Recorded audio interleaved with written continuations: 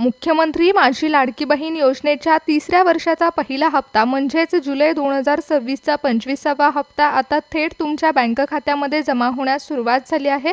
सर्वप्रथम आनंदाची बातमी सांगायची झाली तर सरकारने जाहीर केले की जून 2026चा 24वा हप्ता ज्यांना अद्याप मिळाला नव्हता त्यांच्यासाठी देखील जून आणि जुलैचा मिळून एकत्रित 3000 रुपये आता 12 जिल्ह्यांमधील 10 बँकांमध्ये जमा होण्यास सुरुवात झाली। मुख्यमंत्री देवेंद्र फडणवीस साहेब आणि महिला व विकास मंत्री आदिताई तटकरे यांनी नुकत्याच घेतलेल्या एका पत्रकार परिषदेमध्ये जाहीर केले की थेट डीबीटी मार्फत 3000 रुपये थेट तुमच्या बँक खात्यामध्ये सोडले जात आहेत। कारण लाडक्या बहिणींना लाखो पात्र बहिणींनी सगळे नियम काटेकोरपणे पाळले असताना देखील जूनचा हप्ता मिळाला नव्हता, म्हणून आता जून आणि जुलैचा हप्ता एकत्र सोडण्याचा निर्णय घेण्यात आला। अगदी काही तासापूर्वी सरकारने जुलैच्या 25व्या हप्त्यासाठी 2 कागदपत्र देखील सक्तीची केली आहेत, त्यामुळे ती देखील आपण पाहणार आहोत। त्याचबरोबर पिवळं व केसरी रेशन कार्ड धारकांसाठी देखील महत्त्वाची बातमी आली आहे। या संपूर्ण प्रक्रियेमध्ये तुमच्या रेशन कार्डचा रंग सर्वात महत्त्वाची भूमिका बजावणार आहे। जर तुमच्याकडे पिवळं व केसरी रेशन कार्ड असेल तर तुम्हाला फारशी चिंता करण्याची गरज नाहीये, कारण रेशन कार्ड असणाऱ्या कुटुंबियांचं वार्षिक उत्पन्न हे साधारण 2.5 लाख रुपयांपेक्षा कमी असणार आहे। त्याचबरोबर या संपूर्ण परिस्थितीमध्ये तुम्हाला जर लाडकी बहीण योजनेच्या दोन्ही हप्त्यांचा लाभ तुमच्या बँक खात्यामध्ये जमा झाला असेल तर तुमच्यासाठी फायद्याची गोष्ट आहे। पण जर अजूनही तुमच्या खात्यामध्ये लाडकी बहीण योजनेचा हप्ता जमा झाला नसेल तर लक्षपूर्वक ऐका की एका कुटुंबामध्ये 2 पेक्षा जास्त महिलांचे लाभ हे बंद होणार आहेत। यामुळे अनेक महिलांचे हप्ते येणं बंद झालं आहे। 2024 मध्ये जेव्हा लाडकी बहीण योजना सुरू झाली होती तेव्हा सरकारने स्पष्टपणे सांगितलं होतं की एका कुटुंबात 2 पेक्षा जास्त महिलांना या योजनेचा लाभ मिळणार नाही। मात्र गेल्या वर्षभरामध्ये काही घरांमध्ये 2 पेक्षा जास्त म्हणजे 4 किंवा 5 महिलांनी देखील लाभ घेतल्याचं समोर आलंय।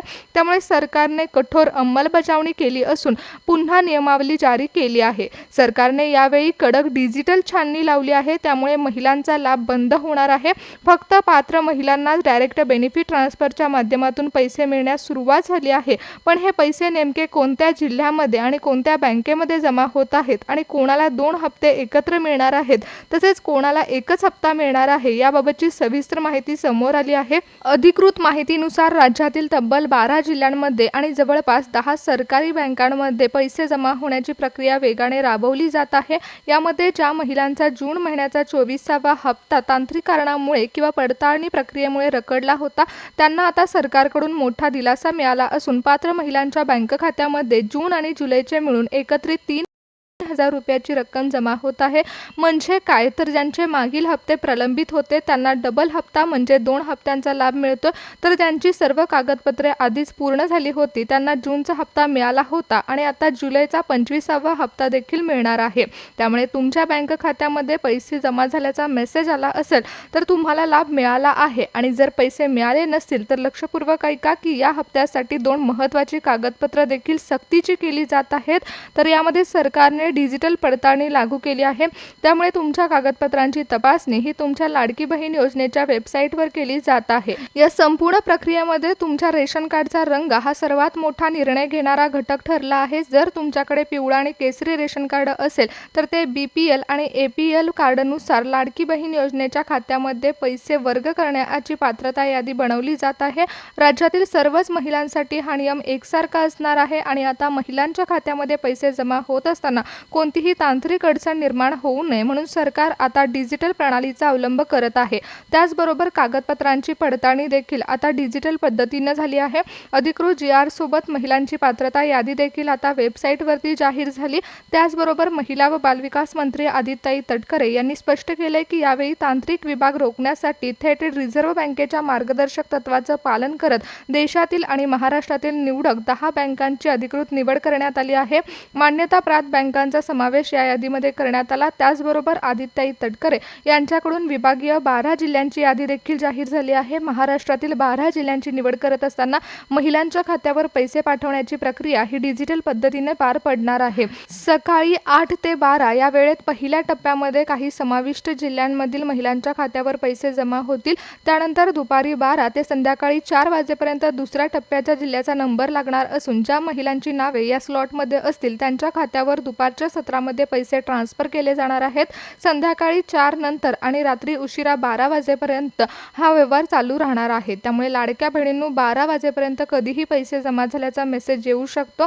त्यामुळे तुमचा जिल्हा कोणत्या स्लॉटमध्ये येतोय आणि तुमच्या खात्यावर आदितीताईंच्या आदेशानुसार नेमके कधी पैसे जमा होणार आहेत याची देखील माहिती आपण घेणार आहोत. एकनाथ शिंदे साहेबांनी निधी वितरणामध्ये एक महत्त्वाचा निर्णय घेतलाय. वाटप करताना कोणतीही तांत्रिक अडचण निर्माण होऊ नये म्हणून जिल्ह्याची विभागणी करत सर्वात आधी कोणत्या विभागाला आणि कोणत्या जिल्ह्याला प्राधान्य देण्याची यादी तयार केली आहे हे देखील पाहूया.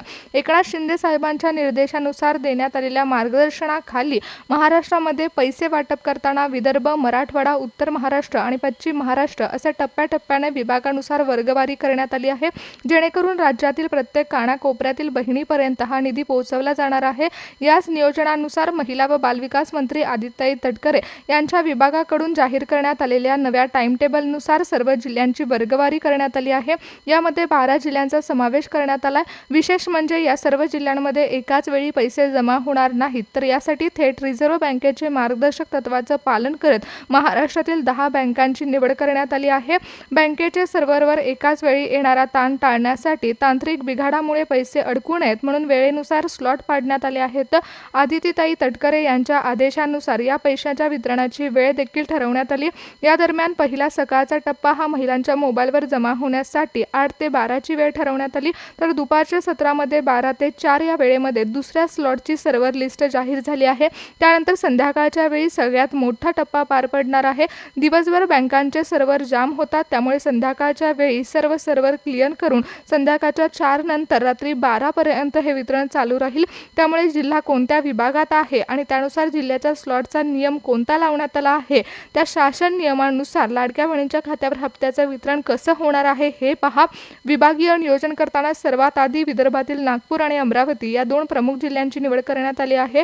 महिला व बालविकास मंत्री आदितीताई तटकरे यांच्या आदेशानुसार या 2 जिल्ह्यांमध्ये स्टेट बँक ऑफ इंडिया तसेच बँक ऑफ महाराष्ट्राच्या माध्यमातून सकाळी पहिल्या स्लॉटमध्ये म्हणजे 8 ते 12 वाजेपर्यंत महिलाच्या मोबाईलवरती पैसे जमा व्हायला सुरुवात होणार आहे. त्यानंतर मराठवाड्यातील छत्रपती संभाजीनगर, लातूर, नांदेड हे 3 जिल्हे दुसऱ्या टप्प्यामध्ये जोडले गेले आहेत. या जिल्ह्यांमध्ये बँक ऑफ इंडिया, कॅनडा बँकेमध्ये पैसे सोडण्यात आले आहेत. या विभागातील महिलांच्या खात्यावर दुपारी 12 ते संध्याकाळी 4 वाजेपर्यंत पैसे ट्रान्सफर करण्याची प्रक्रिया पूर्ण केली जाणार आहे. उत्तर महाराष्ट्रातील नाशिक, जळगाव आणि सोलापूर या मोठ्या जिल्ह्यांचा समावेश प्रक्रियेच्या 3ऱ्या टप्प्यामध्ये करण्यात आला. Central bank of India, bank of Baroda या प्रमुख 10 निवडक बँकांच्या माध्यमातून या भागामध्ये निधी वाटप सुरू राहील. या जिल्ह्यामधील महिलांच्या खात्यावर पैसे जमा होण्यासाठी दुपार नंतरचा आणि संध्याकाळ नंतरचा स्लॉट ठरवून देण्यात आला आहे. सर्वात शेवटी पुणे, सांगली, कोल्हापूर, ठाणे या जिल्ह्यांचा समावेश करण्यात आला. HDFC bank, ICICI bank, bank of Maharashtra या बँकांच्या सर्व्हरवरून दिवसभराचा ताण टाळून हा निधी सोडला जात आहे आणि या जिल्ह्यांसाठी सरकारने संध्याकाळी 4 वाजल्यापासून ते अगदी रात्री 12 वाजेपर्यंतचा स्लॉट जारी केला आहे. दिवसभर जरी तुमच्या खात्यामध्ये पैसे आले नसले तरी रात्री उशिरापर्यंत या 4ही जिल्ह्यांमधील महिलांच्या खात्यावर आदितीताईंच्या निर्देशानुसार कधीही पैसे जमा झाल्याचा मेसेज येऊ शकतो. लाडक्या बहिणींनो, जर तुमच्या जिल्ह्याचं नाव या 12 जिल्ह्यांच्या यादीमध्ये असेल तर तुमच्या बँकेच्या क्रमांकानुसार तुमच्या खात्यावर पैसे सोडले जाणार आहेत. बँकेच्या सर्व्हरबरोबर एकाच वेळी ताण निर्माण होऊ नये म्हणून सरकारने विभागानुसार पैसे वाटपाचा निर्णय घेतला.